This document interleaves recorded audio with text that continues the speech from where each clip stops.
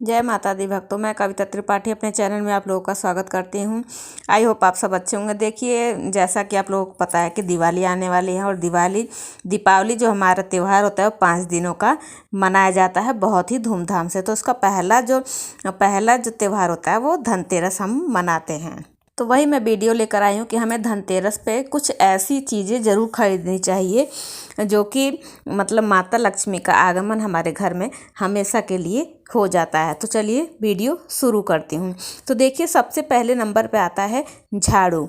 झाड़ू हमें ज़रूर खरीदनी चाहिए धनतेरस के दिन, क्योंकि इस दिन भगवान धन्वंतरी का जन्म दिवस भी होता है, इसलिए उसी उपलक्ष्य में हम धनतेरस मनाते हैं। तो आप फूल झाड़ू ज़रूर खरीदेगा, और मतलब 2 झाड़ू, एक फूल झाड़ू, एक सीक झाड़ू। और देखिए, जो मार्केट में ये प्लास्टिक की झाड़ू आती है इनको बिल्कुल इग्नोर कीजिएगा। दूसरे नंबर पे आता है नमक। देखिए, नमक भी हमें ज़रूर खरीदना चाहते हैं। नमक लाने से धनतेरस के दिन लाना चाहिए और उसका यूज पूरे दीपावली तक, भाई दूज तक करना चाहिए, और इससे रोज़ घर में पोछा भी लगाना चाहिए। तीसरे नंबर पे आता है धनिया। धनिया भी हमें ज़रूर खरीदनी चाहिए। ऐसा माना जाता है कि धनतेरस के दिन धनिया खरीद कर लाने पर और दिवाली के दिन पूजा करने के बाद उस धनिया में से थोड़ी सी धनिया अपने क्यारी में ज़रूर छींटनी, क्योंकि जब जैसा धनिया उगता है उसी हिसाब से हमें अपने भविष्य का पता लगता है कि मतलब जैसा धनिया उगता है उसी हिसाब से हम पता लगा सकते हैं। चौथे नंबर पर आता है, देखिए, हल्दी। हल्दी भी हमें धनतेरस के दिन ज़रूर खरीद कर लानी चाहिए और पूजा के बाद उसे हमें पिसवा कर रख लेना चाहिए। उसे ही हमें साल भर यूज करना चाहिए। अगर ज़्यादा क्वांटिटी में ना ला सकें तो आप थोड़ी क्वांटिटी में ले आइए, लेकिन उसकी पूजा करने के बाद उसे पिसवा के अपने घर में रोज़ मसालों में यूज कर सकते हैं। और देखिए, 5वें नंबर पर आता है 7 मुखी रुद्राक्ष। हमें इस दिन धनतेरस के दिन 7 मुखी रुद्राक्ष जरूर खरीद कर लाना चाहिए। ऐसा माना जाता है कि धनतेरस के दिन 7 मुखी रुद्राक्ष या 7 मुखी रुद्राक्ष की माला भी आप खरीद कर ला सकते हैं और भगवान शिव को अर्पित करने के बाद इस माले से आप जाप कर सकते हैं, और नहीं तो शिव भगवान को अर्पित करके उसके बाद आप धारण भी कर सकते हैं। तो शिव भगवान की, शिव परिवार की विशेष कृपा हमें प्राप्त होती है। और देखिए, 6ठे नंबर पर आता है गोमती चक्र।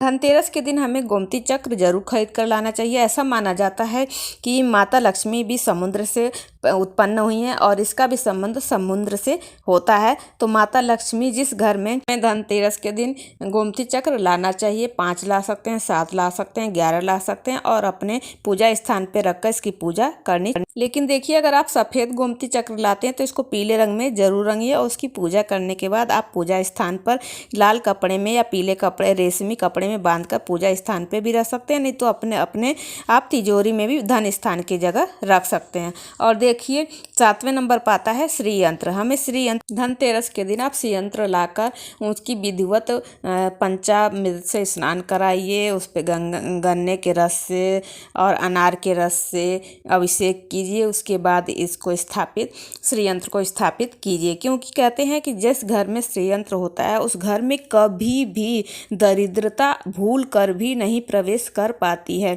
क्योंकि माता लक्ष्मी जब रुष्ट हो गई थी तो भगवान मतलब गुरुदेव बृहस्पति ने ये सुझाव भगवान मतलब सभी देवताओं को दिया था, और जिसकी पूजा करने के बाद माता लक्ष्मी स्वयं खींची चली आई थी। तो इसका मतलब आप देखिए, कोई भी मतलब यंत्र ले सकते हैं, चाहे स्फटिक हो, चाहे तांबे का हो, चांदी का हो, कोई भी मतलब अपने घर में स्थापित। लेकिन सबसे अच्छा माना जाता है स्फटिक का श्री यंत्र। जिस घर में इसकी विधिवत स्थापना होती है, विधिवत रोज डेली अभिषेक किया जाता है, उस घर में कभी दरिद्रता प्रवेश भी नहीं कर पाती है। और देखिए, 8वें नंबर पर आता है कौड़ी। कौड़ी को भी धनतेरस के दिन अपने घर में जरूर लाना चाहिए। अगर आपके घर ऑलरेडी है तो आप मत लाइए, उसी की पूजा कीजिए, अभिषेक मतलब उनको स्नान कराना, पुष्प धूप दीप नैवेद्य सब चढ़ाइए, उसके बाद उसी को स्थापित कर लीजिए अपने पूजा में या तो तिजोरी में जहाँ धन स्थान रखते हैं। लेकिन ये हमेशा याद रखिएगा कि कौड़ी को कभी सफ़ेद नहीं रखना चाहिए, उसको पीला, अगर पीला नहीं मिल पाता है आपको पीले रंग की, तो आप मतलब केसर और हल्दी में रंग कर उसे रख सकते हैं और अपने पूजा स्थान पर 5, 7, 11, 13। और देखिए धनतेरस के दिन हमें 13 की संख्या में ज़रूर चीज़ें, कोई भी एक चीज़ ज़रूर खरीदनी चाहिए 13 की संख्या में। तो ये आप कौड़ी अपने घर में अपने पूजा स्थान पे स्थापित कर सकते हैं। और देखिए उसके बाद आता है 9वें नंबर पे लक्ष्मी गणेश जी की मूर्ति। तो लक्ष्मी गणेश जी की मूर्ति देखिए सब लाते हैं और सबसे उत्तम मानी जाती है मिट्टी की मूर्ति। लेकिन अगर आपके पास धातु की है तो भी कोई बात नहीं, धातु की है तो आप मतलब धातु को दोबारा मतलब उसको नहीं, धातु की मूर्ति नहीं बदली जाती है। लेकिन अगर मिट्टी की है तो आप हर दिवाली पे चेंज कर दिया कीजिए, उनको प्रवाहित करके पुरानी वाली मूर्ति को नई मूर्ति आप स्थापित दिवाली के दिन कर सकते हैं। लेकिन अगर लाना चाहते हैं तो धनतेरस पे आप मूर्ति ला सकते हैं मिट्टी की, पीतल की, मतलब किसी भी धातु की, चांदी की, सोने की, और ला के उनकी विधिवत स्थापना कीजिए। तो ऐसे माता की कृपा बनी रहती है। लेकिन माता लक्ष्मी और गणेश जी की मूर्ति खरीदते वक्त हमेशा ये बात ध्यान रखिएगा क्यों दोनों मूर्तियाँ आपस में जुड़ी हुई ना हो, क्योंकि केवल दिवाली के दिन हमें जुड़ी हुई मूर्ति की पूजा करनी चाहिए। बाकी के दिनों में हमें मतलब अलग अलग ही पूजा करनी चाहिए, क्योंकि लक्ष्मी जी के मतलब पुत्र, मानस पुत्र माने जाते मतलब हैं भगवान गणेश जी। तो इसलिए आप अलग अलग ही मूर्ति, एक में जुड़ी हुई मूर्ति मत लाइएगा। और भगवान गणेश जी की मूर्ति हमेशा मतलब देख कर लाइएगा कि उनकी सूंड किस तरफ है, हमेशा उनकी सूंड बाईं तरफ होनी चाहिए, दाहिनी तरफ होनी चाहिए। ऐसी मूर्ति का चयन आपको करना चाहिए। तो माता की मतलब धनतेरस के दिन लाने से माता की कृपा, माता स्थायी रूप से हमारे घर में वास करती हैं। और देखिए 10वें नंबर पे आता है कुबेर यंत्र। कुबेर यंत्र भी आप ला सकते हैं, कुबेर जी की मूर्ति ला सकते हैं धनतेरस के दिन। इससे कुबेर जी हैं वो माता लक्ष्मी के सेनापति माने जाते हैं। तो देखिए किसी भी कहीं भी मतलब किसी को भी अगर घर लाने से पहले हमें उनसे इजाज़त लेनी पड़ती है, तो कुबेर जी को हमें ज़रूर पूजा करनी चाहिए, ज़रूर अपने घर में जगह, मंदिर में जगह देनी चाहिए, स्थापित करना चाहिए। क्योंकि अगर कुबेर जी प्रसन्न हो गए तो माता लक्ष्मी तो स्वयं प्रसन्न हो जाएंगी। तो आप कुबेर यंत्र भी ला सकते हैं। और कुबेर जी की मूर्ति तो अधिकतर सब लाते ही हैं धनतेरस के दिन, और उनकी भी पूरे साल पूजा अर्चना होती है, अभिषेक होता है।